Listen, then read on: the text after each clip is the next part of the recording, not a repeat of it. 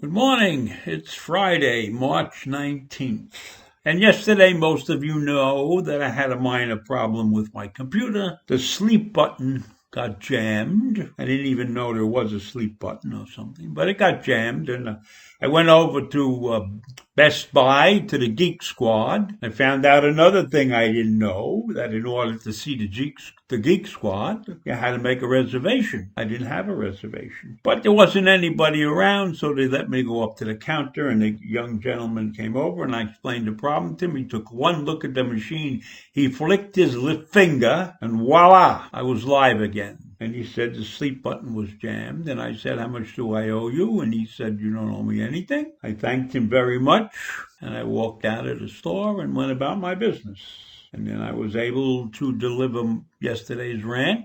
A little late, but it managed to keep my consecutive streak of ranting alive. And that was important to me. So that's my little introductory story today. But I really want to talk about the second senator from Kentucky, Rand Paul, who is a doctor. He's an ophthalmologist, an eye doctor. He's not a contagious disease expert. He's not an infectious disease expert. And on top of being a doctor, he's also a libertarian. So he thinks differently than most people. And so I watched him act obnoxious while questioning Dr. Fauci about infectious diseases. Now, I don't have a problem with him questioning Dr. Fauci. I have a problem with him challenging Dr. Fauci, since he's kind of not in the same league as Dr. Fauci when we talk about infectious diseases. And Rand Paul accused Dr. Fauci of wearing masks as a theater thing, like it was just for show. It had no bearing on the fact that there was a disease.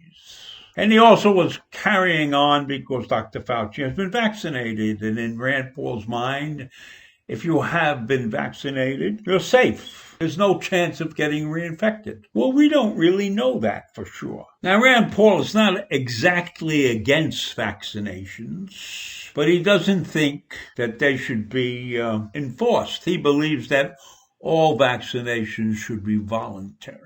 And Dr. Fauci was trying to explain to him that we don't know whether you can get reinfected or not. There's an 80% chance you won't get reinfected, but there's a 20% chance you will get reinfected. And plus, he tried to explain to Rand Paul, Dr. Paul, that there are variants out there. There are several different variants out there, and one of them may become the dominant strain in a little while. I believe that's the UK variant B117. And we're not sure whether that will overcome the effects of being vaccinated. So he's trying to explain this to Rand Paul. But Rand Paul is carrying on because he believes that people who are vaccinated don't have to wear a mask.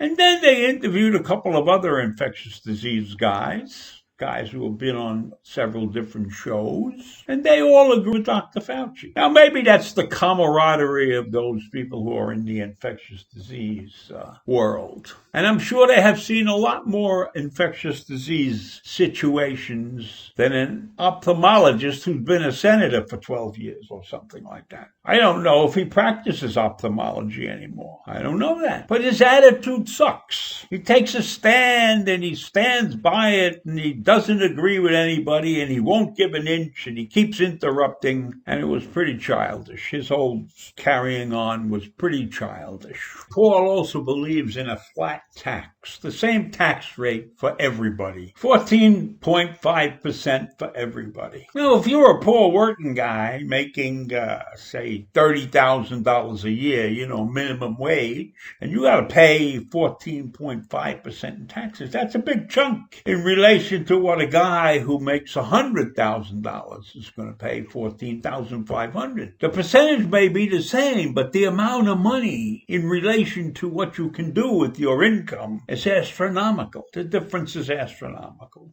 So he believes in a flat tax. He also believes very strongly in states' rights and small federal government. So everything that's going on, he can palm off on the state somewhere. Now, I believe states should do certain things, but I believe that whatever states are doing, they should essentially be doing the same thing for the people in their state that every other state is doing. And I think that, states' rights can be carried too far. So when I look at Rand Paul's actions, and I look at his in-your-face attitude, I don't see a man that could get a lot of things done by doing that. I think you have to know when to fight your battles and how to fight them. And as far as I can see, and as far as I've seen from him in the past, Rand Paul is this in-your-face guy, challenging, not giving an inch.